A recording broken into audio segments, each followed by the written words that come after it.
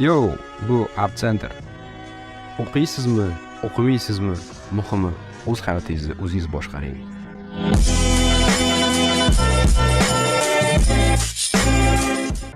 Hammaga assalomu alaykum, o'rtoq abituriyentlar va studentlar.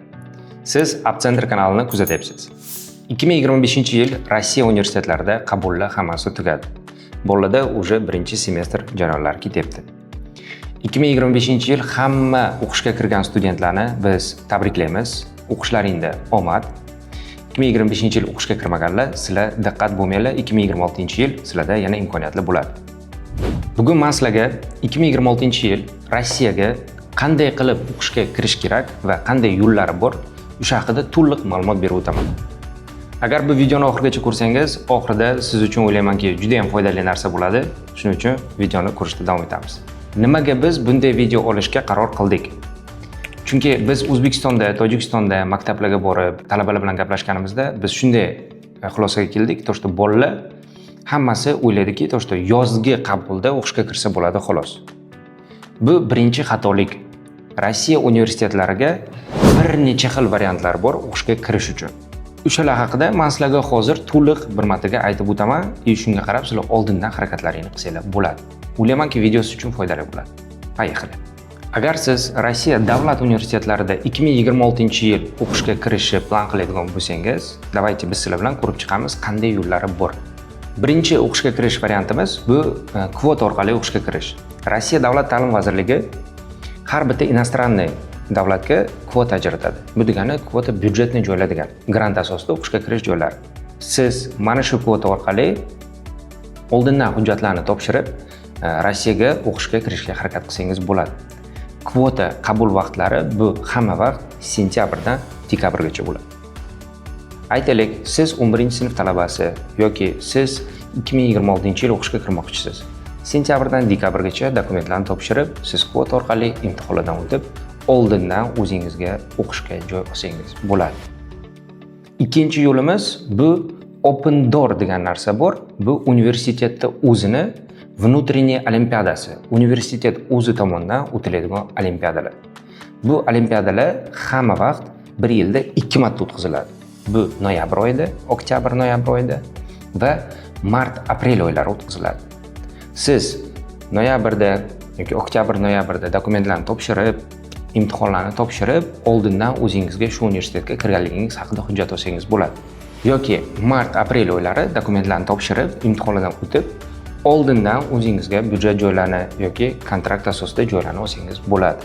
Uchinchi yo'limiz Rossiyada o'qishga kirish uchun bu целевое обучение deyiladi. Bu nima degani? Masalan, siz O'zbekiston yoki Tojikiston fuqarosisiz. Sizni o'zingizni davlat ta'lim vazirligi tomonidan sizga kvota ajratiladi. Aytaylik, Rossiyani MGIMO universitetida o'qib kelish yoki Rossiyani Gubkin universitetida, Neftegaz universitetida o'qib kelishga sizga yo'llanma beriladi. O'sha kvotani olasiz, kelib o'qiysiz, sizga davlat, o'zingizning davlatingiz to'lab beradi o'qishingizni. Siz kelib, byudjet grant asosida o'qib, 4 yil, 5 yil уже borib O'zbekistonda 3 yil ishlab berishingiz kerak bo'ladi. Va nihoyat oxirgisi va 4-chi, самый главный qabul vaqti bu yozgi qabul.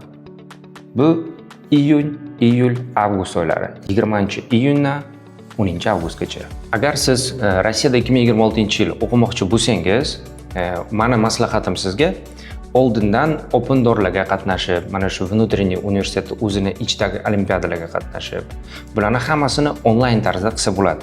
O'zbekistondan turib, Tojikistondan turib topshirib ko'rsangiz bo'ladi. Harakat qilib, imtihonlardan o'tib, o'z bilimingizni sinab ko'rsangiz bo'ladi. Agar Open Door'lardan, olimpiadalardan yoki kvotalardan o'ta olmasangiz, hech ham tushkunlikka tushmang. Sizda yozgi qabul bo'ladi. Yozgi qabulga siz уже tayyor bo'lib kelasiz. Уже siz bilasiz qanday vazifalar bo'ladi, qanday ekzamenlar bo'ladi. Shunga qarab yozgi qabulda spokойно o'qishga kirib o'qib ketasiz. Meni maslahatim, yozgi qabulga hammasini yig'ib kelmang. Oldindan harakat qilib, hujjatlarni topshirib, Rossiyada o'qishni oldindan plan qiling. Biz sizlar bilan bugungi videoda Rossiyada 2026-yil qanday qilib oldindan o'qishga harakat qilsa bo'ladi va tur xil yo'llarni ko'rib chiqdik. Shunga oldindan harakatlaringizni qilinglar. Agar savollar bo'lsa, kommentariyada yozib qoldiringlar. Biz sizlarga javob beramiz. Videoni boshida aytib o'tdim, sizlar uchun bizda syurpriz bor deb.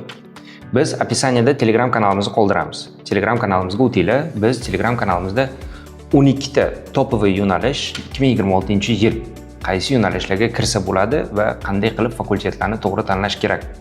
O'sha haqida biz komanda bilan informatsiya yig'ib sizlarga chiqarib qo'ydik.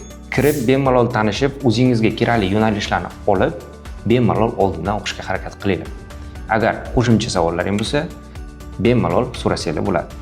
Charchamanglar, hammaga yaxshi kayfiyat.